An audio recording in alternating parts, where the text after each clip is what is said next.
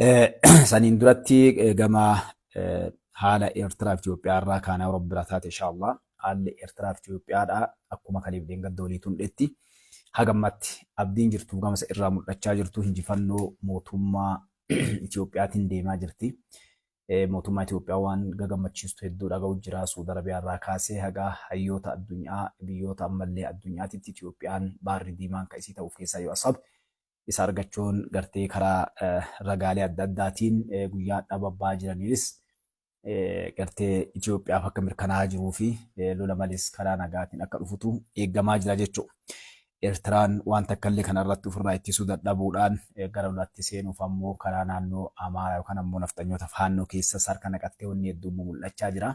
Wanni asiin dura sooshaal miidiyaa irra walii himaa turre ifatti bahee agarsiifamaa jira. Meeshaan gara sirraa dhufee harka faannoo seenes hedduun isaa qabamuuf mul'achuun isaa argamaa jira. Kanaaf wal qabatee Leetal Jeneraal Shuumii Abdataadhaa waa'ee faannoo irratti faannoo harka murree jirraa amma achi sochii takka illee sosso'uu hin dandeettu wanni hundinuu gara xumuratti deemee jira jechuudhaan waa'ee kanaan wal qabate kaasanii jiran jechuudha. Kan biraa ammoo kanaan wal qabatee inshaallah gaggabaabsaa isinii tuqaa deemaa waa'ee xiqqoo gabboo gara lammaafaatti xiqqoo irra waan dhaabbadhuuf ambaasaadar Diinii Muftiidha. Waa'ee Eertiraa fi Itoophiyaa irratti barruu barreessan takka jiraata guyyaa dhattee haasaa sooshaal miidiyaa kana gubbatti taate innillee Itoophiyaa fi Eertiraa walitti deebi'anii konfedereeshiniidhaan akka jiraatan kan jedhu barreessanii wanni sun haasaa guddaa taate kan jala qabxiilee gara afurii tuqanii Eertiraan gara Itoophiyaa wajjin isteeta yookaan ammoo naannoo taate jechuudha.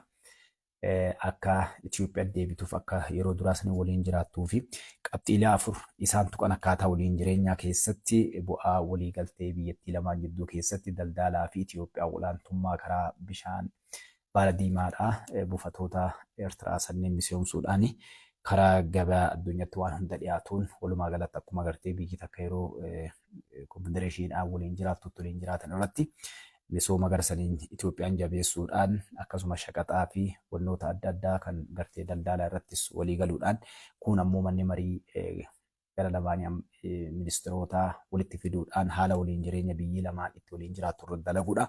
Kun nageenyaa fi haala biyyi lamaan uummannis itti waliin jiraatu irratti wanna hedduulee qabxiilee isaan kaa'antu jira jechuudha. Inni kun waan asiin dura tuqaa turre Eertiraan uummanni isaaniillee hawwiin isaan qaban gara Itoophiyaa deemuuf Itoophiyaa waliin jireenya hawwii guddaa qabanii. Wanni yeroo ammaatti mul'achaa jirullee isa kanaa jechuudha. Kun kalee isinii tuqee ture dhaabbadhee amman tuquu silaasoo yeroo qabaadde hedduu isinii tuqaa ambaasaaddarri Ameerikaadhaa waan tuqee mootummaan siyaasa forqee akka inni bakka sanii ka'uuf kun ifaan ifatti siyaasiin diriirfachiisee jira. Bal'inaan sooshaal miidiyaa kana gubbattis deemaa jira jechuudha. Walumaa galatti karaa biraatiin ammoo mootummaan Shaabiyaadhaa TPLF wajjin dalaguudhaaf sochii inni godhe ijoollee dardara karaa Tigraay beeraawii guuranii humnaan lola naquuf deemanis harkaa fashalee ijoolleen harka baafachuudhaan gartee sochiin isaan karaa beeraawii yookaan humnaan guuranii lolatti oofuuf godhan harkaa fashalee uummanni karaa hiriira bahu ijoolleef dubartii wannoonni adda addaa balaaleffannaa TPLF fidaa jiran jechuudha. Kunis gufuu guddaa mootummaa Eertiraatiif ta'ee akkuma asiin dura isinii tuqaa ture hawwiin inni qabaachaa ture tokko shanee faannoo fi TPLF kanneen qabatee gara lolaatti seenuudhaan meeshaalee adda addaa waan adda addaa dalagaa turanii wannoonni isaan dalagan guutuun isaa bishaan harkaa dhuguudhaan siyaasa forqii waan qabatuuf gadhiisuu dhabee rifaatuu guddaa keessa jira. Kan biraa immoo kanaan wal qabatee karaa mootummaa Suudi Arabiyaatiinis mootummaan Suudi Arabiyaadhaa karaa telefoonaatiin kaleessa galgala jechuun mootummaa Itoophiyaa waliin haasa'e kan waan siyaasa forqii kanarratti karaa araaraa osoo inni eegu mootummaan Suudi Arabiyaatii fi Itoophiyaadhaa ammoo waliin haasa'e wanni kun maal akka ta'es siyaasa forqii argachuu waan dadhabeef sodaaf rifaatuu guddaa keessa seenee shuraka keessa seenee jira. Maaliif biyyoonni ollaa kana jiran keessaa yoo Arab Imireetiin gahee guddaa taphachaa jirti waa'ee Itoophiyaan karaa galaana diimaatitti bahuu irratti jechuudha. Akkasuma biyyoonni akka Ameerikaa faatis Yuroopiin keessaa iyyuu gartee biyyoonni hedduun Itoophiyaan haqa qabdii buufata galaana diimaa irratti bahuudhaa fi balbala qabaachuun qabaachaallee turte isan irratti gartee bahuu qabdi kan jedhu biyyoonni hedduun deeggarsa Itoophiyaaf kennaa jiranii. Walumaa galatti yoo isinii gabaabsee lafa kaa'e wanni lafa kaa'amee yeroo dheeraa irratti dalagamaa ture karaa diinota biyya kanaatiin akkuma warra isin dura kaa'u walga'iilee adda addaa irratti keessaa iyyuu warri hayyoota yookaan ammoo siyaasa Oromoo dura deemnee Oromoo waaqoodha jedhan waan hunda xumurannee jirraa gara duraatti dhufaa jirra jechuudhaan keessaa iyyuu jawwisaan yookaan ammoo Jawaar Mohaammed tuqaa ture sun mootummaatti fashaluu fi siyaasa furqiitu waan qabatuuf gadhiisuu dhabe hagartee sadarkaa miidiyaa gubbaa dhiyaatee sanaaf daqiiqaa 50 waa Itoophiyaa qofaa ta'e tabaayii kanaan loon inni haasa'e sanuma walumaa galatti kana fakkaattee jechuudha yoo isin gabaabse wanni gara Itoophiyaatti sodaan shakkiin jiru lolatti seenanii jedhamee hin jiru yookaan barbaachisee lola seenamu taatellee Itoophiyaa waa hunda xumurattee waraanas gara daangaasitti hiisitee meeshaalee silaa barbaachisu guutuu isaatu jechuudha. Maaliif nageenyi of duratti Eertiraatu maal ta'a kan jedhu uummata saniif jechuudha. Mootummaan kun yoo bakka sanii buqqa'u taateef kan jedhu Itoophiyaan walumaa gala nageenya uummata Eertiraallee tiksuudhaa fi galaana diimaallee yoo achi baateetti nageenya naannoo sanii tiksuudhaaf waan hundaaf qophii silaa barbaachisu xumurattee Itoophiyaan taa'aa jirti jechuudha. Harki lachuunaa mirga jettee jirti gabaabdumatti. Maaliif abbaa balaattu biyya dursaa jira, hayyuutu biyyaa bulchaa jira. Nama gartanii malaan deemu beekumsaan deemuu fi waan godhu beeku sagantaa hundatti qophaa'ee dhufe waan ta'eef wanti takka illee koshii malee jechuudha. Bakka barbaaddeef goolii barbaaddee abbichuun dhaqeetumaan achi dhaqee akkam bultan qofa guyyaa tokko jechuu deemaa jechuudha. Inshaallah rabbi biraa taate. Tana rabbi kheyrii haa goosoo dhiig namaan jirra saasni illee dhukaanee Itoophiyaa asabii yookaan ammoo galaanni diimaan harka Itoophiyaatti deebi'uu deema. Kana inshaallah rabbi biraa taate waliin du'aa itti goonaa jechuudha. Sagaleen kiyya gabboo dhiifama. Sagalee isin dabalaan affolcha. Kanaaf akkas inshaallah kaleerra sagaleettanii sagalee kiyya inshaallah xiqqoo isin dabalan gabboo deebi'e. Kanaaf akkasii suuta haasa'uu bara dhaleetti. Inshaallah yeroo baay'ee akka isin dhageettaniif jecha herregaa ol waan iyyuuf isinii gabaabsee jechuudha.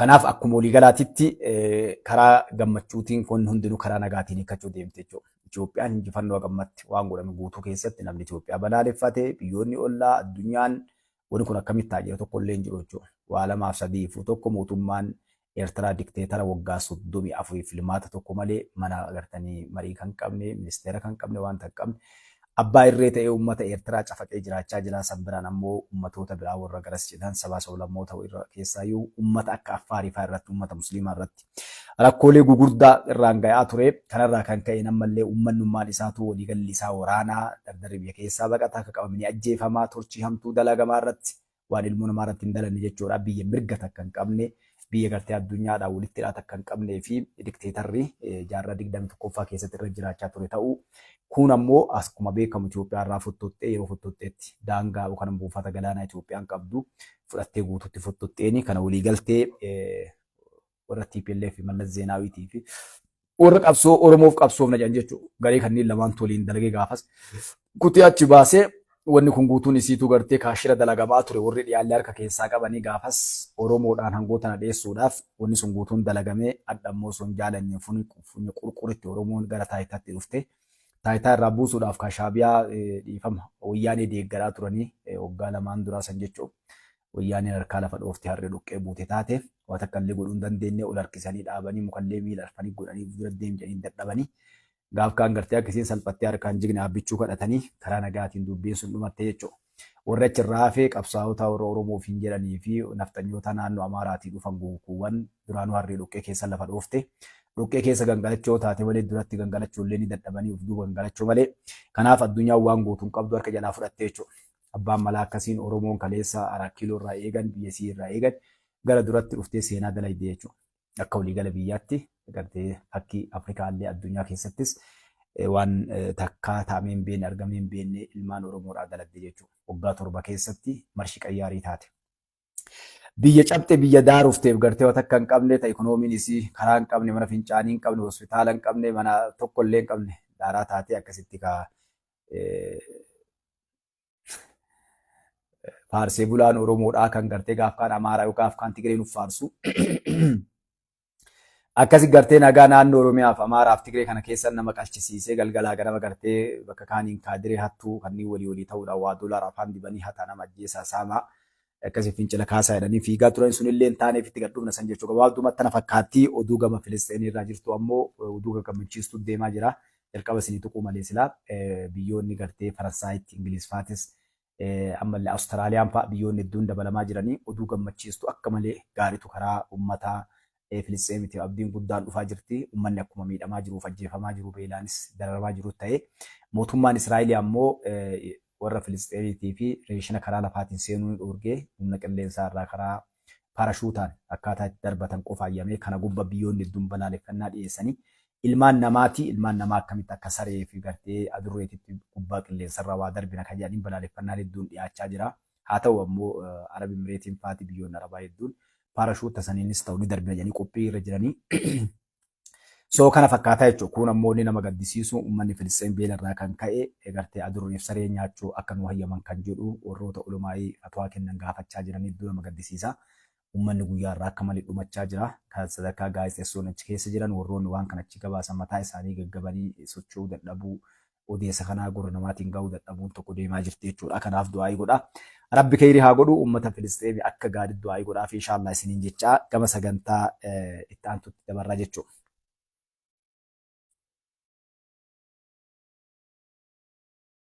Eegan isinirra baasa baalagee tokko seenee jira.